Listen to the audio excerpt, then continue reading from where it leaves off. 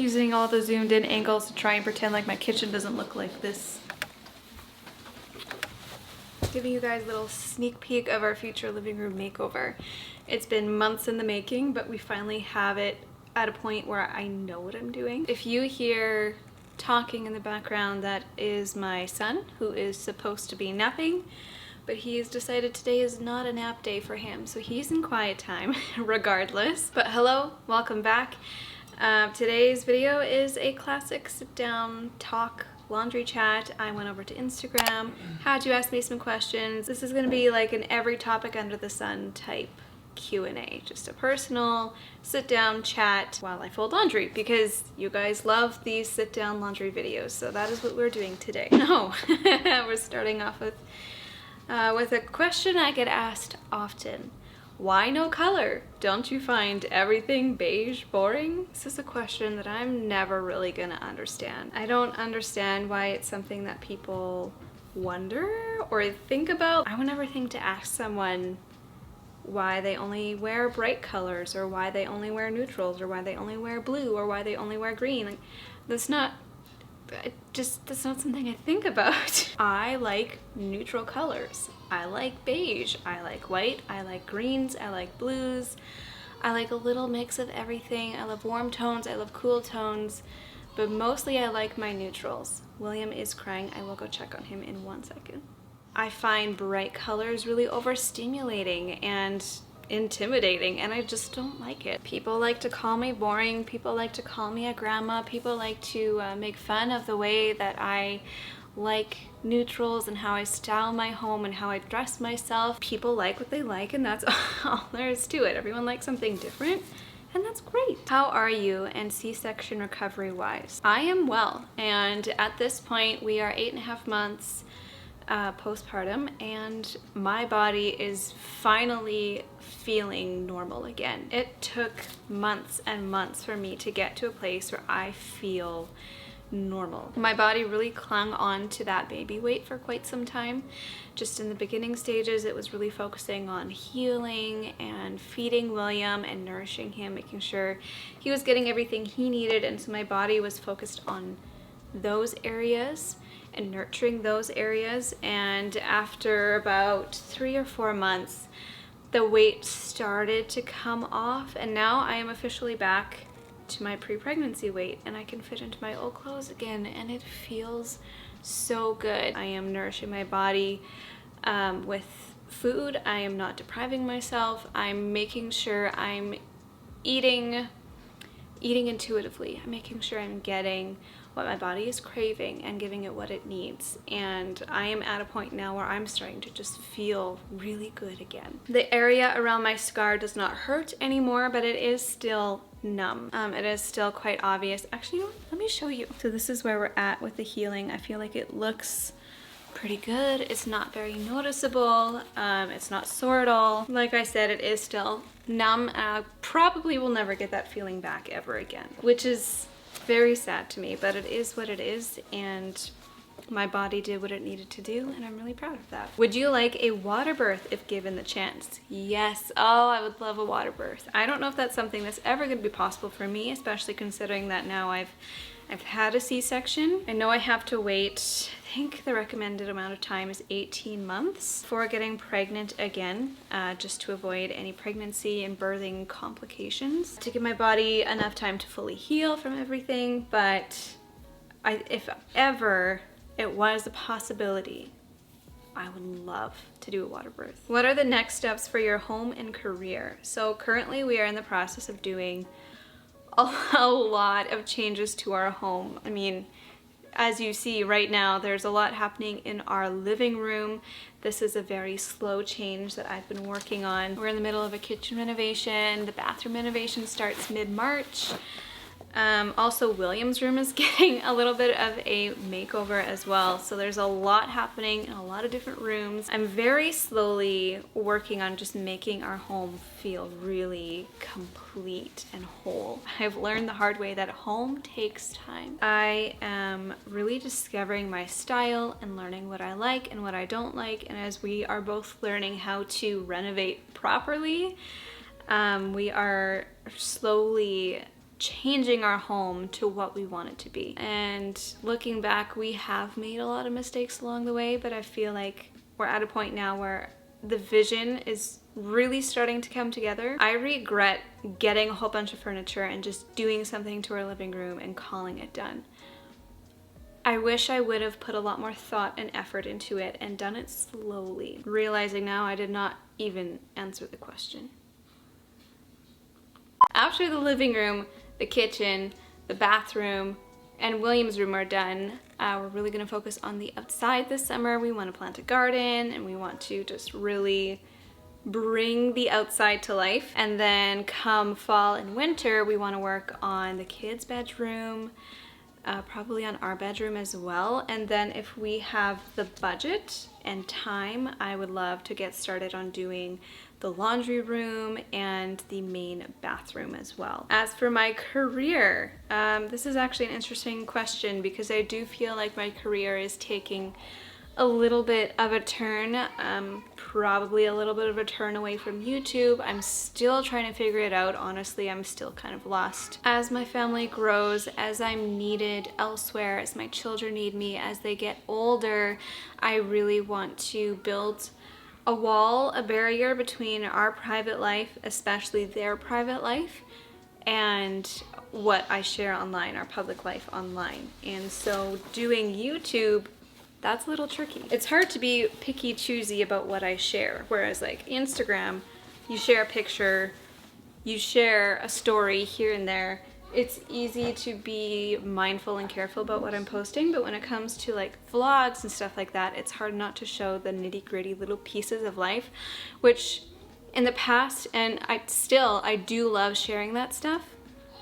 And I think it's important to share that stuff, but I want to be really careful about what exactly I share because I don't ever want to overstep the boundaries of sharing my children online. So I think eventually my career will move more into Instagram, maybe into blogging. I'm starting a newsletter soon, so keep an eye out for that. I think eventually I will be going down to 1 video a week and maybe not vlogging every single week and just slowly stepping away from YouTube. I'm really just trying to follow the Lord's guidance and go. This is why it's getting really hard to do YouTube because there is never a moment throughout my day that there isn't a little child talking in the background, and it's sweet and it's beautiful and I love it, but it just makes this a little hard sometimes. Other than time restrictions, why have you stopped wearing makeup? Beautiful either way, thank you. It's mostly just time. And it's a matter of just not caring anymore. It used to be something that I was really self-conscious about, and back in high school and early motherhood, I spent a lot of time doing my makeup. I put my makeup on while I was in labor and at the point where I was entering transition, and I shouldn't have been putting on makeup at that time. I should have been going to the hospital. I still wear some makeup, like I just do my eyebrows, I do my mascara, my eyelashes. When it comes to anything else, instead of spending 10-15 minutes in the morning putting makeup on my face, I would rather be out here like getting my house ready for the day, maybe spending some time doing some work, spending time with the Lord. I've also grown to hate the feeling of having stuff on my face and always having to be so careful of it rubbing off on my kids' clothes, on my clothes, on my sheets. What was high school like for you? That's a good question. High school was rough. And not in like a really, really bad way, but it was rocky for me, for sure. I really struggled with having really good friendships. I didn't have any really good close friends throughout most of my time in school. My introverted self was so shy, it was crippling. Like I didn't talk to anybody. I was so lonely. I was always caught up in somebody else's drama somehow, and it was just... I did go through a stage of, I wouldn't say an eating disorder. It never quite got to that point. I would say disordered eating. I went through a stage of disordered eating and really bad self-image and just feeling so lonely. But it was also around that time when I started dating Zach. and he changed my life. He did. He changed my life. And I'm so grateful that he stuck around through all of that. Do you have any routine that keeps your mindset positive? You seem like a very positive person. Thank you. I will say I have not always been a positive person, but there are things that I do that really make such a huge difference. And one of those, the biggest one of those, is waking up before everyone else. This is what keeps me sane, especially as a mother. To have that bit of time for myself, get up, to shower, to get myself ready, to get myself dressed, to make myself a coffee, to drink a coffee while it's hot, to spend time with the Lord and just to listen to nothing at all. The silence. That is the game changer for me. Do you think your family will feel complete after your next baby? This is something I pray about often and I think about often, and I honestly just don't know. I have no idea if I'm going to feel like I'm done after the next one, and honestly thinking about the next one being our last one makes me so sad. I don't think I'm ready to close the chapter on this stage of motherhood, on having babies and pregnancy and newborns. I love it. I really truly love it. And everyone is completely different. Some people are done after 1, some people are done after 2, some people are like, I want a family of 10 kids. I don't really know where I stand right now. I know that we're not done, or at least that's how I feel.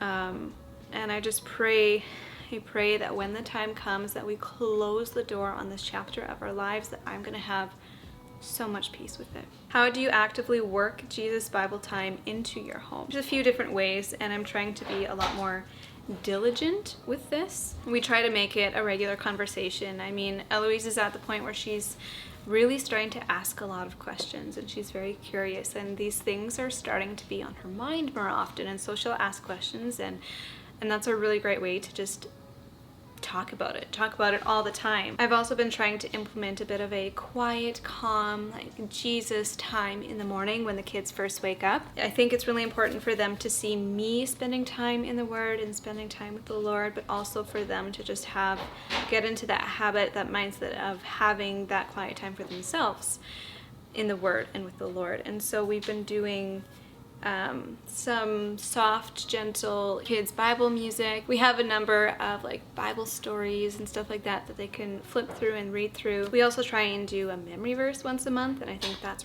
really important for them, especially at this young age. Repeating things and getting things into their head now, it's gonna stick with them when they get older. It's gonna come back to them when they're facing trials and temptations and hard times in their life. It's gonna come back to them and they're gonna remember that.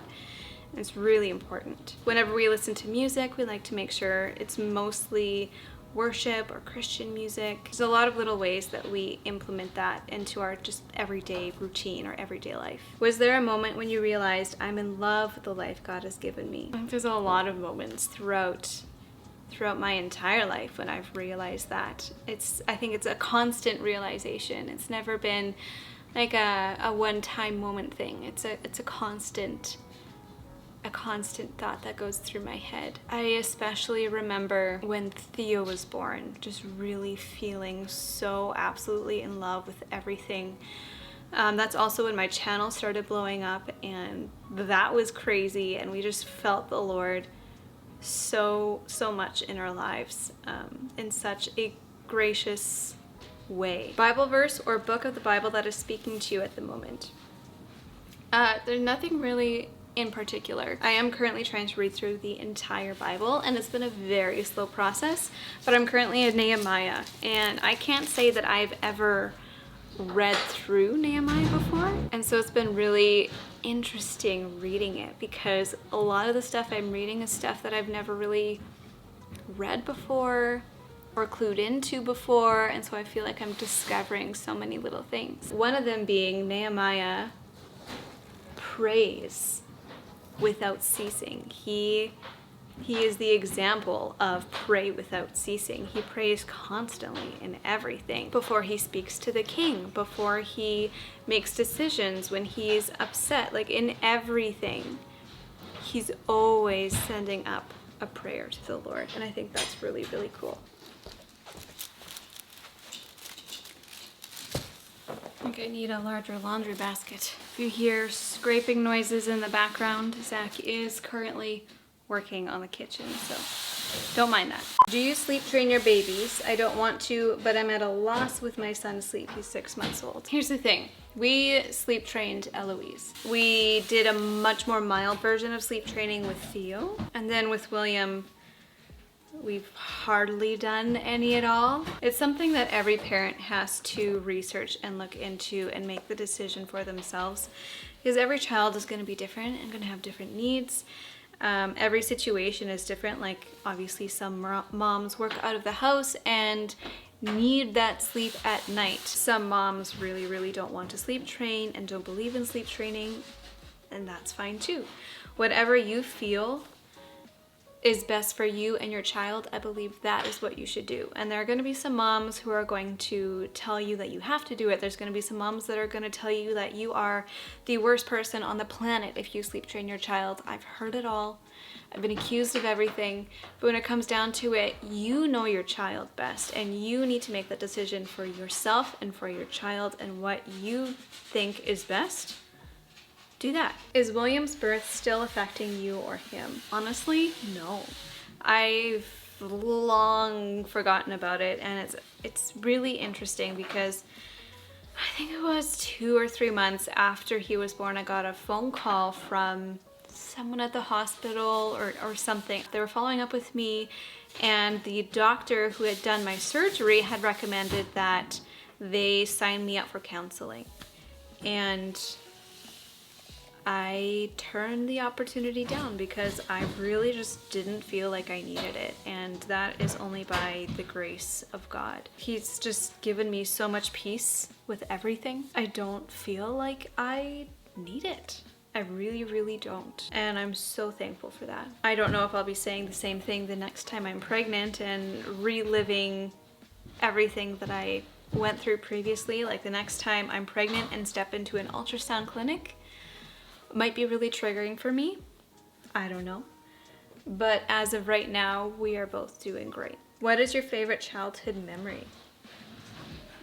There are so many. Ones that stick out in my mind though are when we went on vacations as a family. Family vacations, so much fun. And the first time we went on a plane, I think the first time we flew, we went to Florida and we went to Disney World. We were all sitting at the supper table. My parents came out and they're like, "We have a surprise for you. We're going to Disney World." And I was so excited. I was thrilled. And I just so looked forward to that with so much anticipation. And then we finally went, and it was the coolest thing, and it was so much fun. I remember seeing palm trees for the first time and thinking, this is so cool. Yeah, family vacations are probably my #1 childhood highlight. How does your children's quiet time look like, and how do you teach Eloise Bible verses? Oh, too. So quiet time is really just nap time, but they don't nap.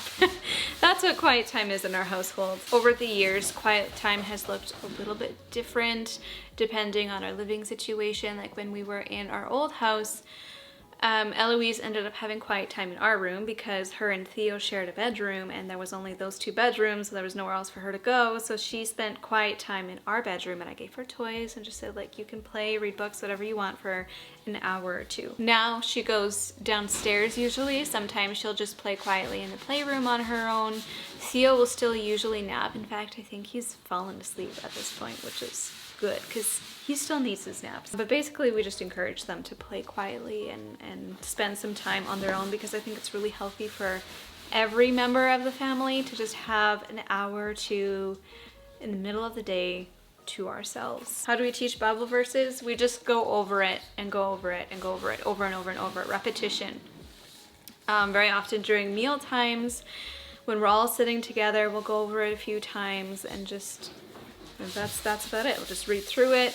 I'll get them to repeat after me. Are you ever feeling like drowning in all of your duties, and what do you do to prevent it? I feel like I'm always drowning because I do have a lot of responsibilities and deadlines and tasks and things that I need to do every single day. I am learning the art of letting go. And that's not an easy lesson to learn. I try to regularly reassess our situation, what I'm doing, how I could make it easier on myself, how I could adjust our routine to make things flow better, what things I need to drop, what things I need to prioritize, because there will be stages of my life, well, where work might take more priority over something else. There'll be stages in my life where family is really, well, always, always family is my number one priority, but there will be times when I need to spend more time with my family, like when my kids are sick, and just learning to say no to things sometimes, and specifically for me to say no to work things. Have you ever been to Europe, and would you consider planning a family trip? I would love to go to Europe. That is my dream destination, actually, is to go to Europe. My sister-in-law has been there a few times, and the things that she has said and told me and showed me just makes me want to go all the more. But to do something like that with kids, I think we'll wait till they're much older. Do you catch yourself comparing to other moms? Often do, and then feel sad. I think this is definitely something we are all guilty of, especially with social media at our fingertips. It's thrown in our face all day, every day. It really is, and it's hard not to compare yourself, but I have to give myself the constant reminder that social media is not their entire life. Social media is little bits and pieces, mostly the highlights of people's lives. And there's a lot more that happens behind the scenes that doesn't get talked about or shown. Sounds so cheesy, but counting my blessings, that's what it comes down to, is looking at my own life and realizing how blessed I am. Tips or ideas for keeping little humans entertained all day. Toy rotations, sensory play, having them get involved with whatever you're doing. So things like cooking, things like cleaning. I really want to get better about planning ahead sensory activities, or just activities to do during the day, not necessarily sensory. Having things ready and prepared, and things that I can grab for them to do or to do with them. It's a bit more tricky in winter, obviously, especially if you live in a place like we live and it's really, really cold outside and you really just can't go outside or go out or do anything. It does get a little more tricky then, but there's always something to do. It's so difficult with one already. How do you manage 3? And when are you planning your 4th? It's something that you learn as you go. I remember when Eloise was born thinking, this is so hard. And then Eloise was born and thinking, this is so hard. 1 is so easy. And then after William was born, thinking, this is so hard. 2 is easy. 1 is like nothing. And so it's just something that you learn along the way. It's something that takes time and practice, and you'll figure it out. And then once you figure it out, another one will be added, and you got to figure it all out again. And when are we planning a 4th? We are not planning a 4th. We don't have a timeline. We don't know. It's in the Lord's hands. Are we trying? No. When will we be trying? I don't know. We're just gonna go with the flow and see how we feel, see what happens, and see where the Lord leads us. When will the reno in the kitchen be ready, and do you have a timeline? Honestly, I have no idea. Renovations with kids just takes a long time. Even with Zach working from home and spending a lot of his time on the renovation, it's just a slow process. There's really no deadline or date that it needs to be done by or anything like that.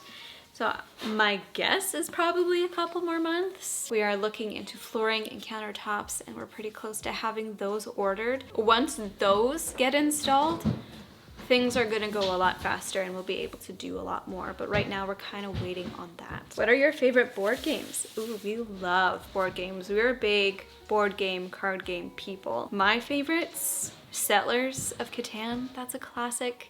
Ticket to Ride has been one that we've been really enjoying. Eloise has been loving playing Uno lately, and so we've been doing a lot of that one. Quirkle, my sister recently introduced us to a game called Jungle Speed, which is a really fun one. I really like the thinking strategy games, but I also like the ones where you don't have to think so hard, especially when you're playing board games and there's a lot of children present, because you you know how that goes. Were you financially ready to have kids young? Did it all fall into place as you went along? We never thought about being financially ready. That was honestly something, well, it never crossed my mind. I don't know, maybe it crossed Zach's mind, but I never thought about it.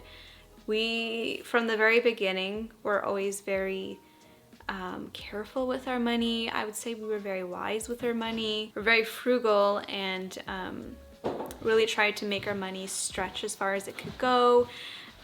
We are set up with a financial advisor who gave us a lot of fantastic advice on how to save and use our money wisely. And so finances were never really something that we thought about. But then again, having kids in Canada, we don't have to pay for the healthcare. We don't have, like, that's all covered. So having kids isn't such a financial strain or a financial decision for us, which I'm really thankful for. And that is all the questions that I had saved from the question box. I'm sure there were a lot more. There were a lot of good ones and I just didn't have time to go through all of them, but I'll do another one of these videos soon. I still have a lot of laundry to fold. I'm gonna continue folding laundry, but thank you so much for watching. Thank you for being here. If you like this video, if you like these types of videos, let me know in the comments. Give this video a thumbs up and I will see you in another video soon.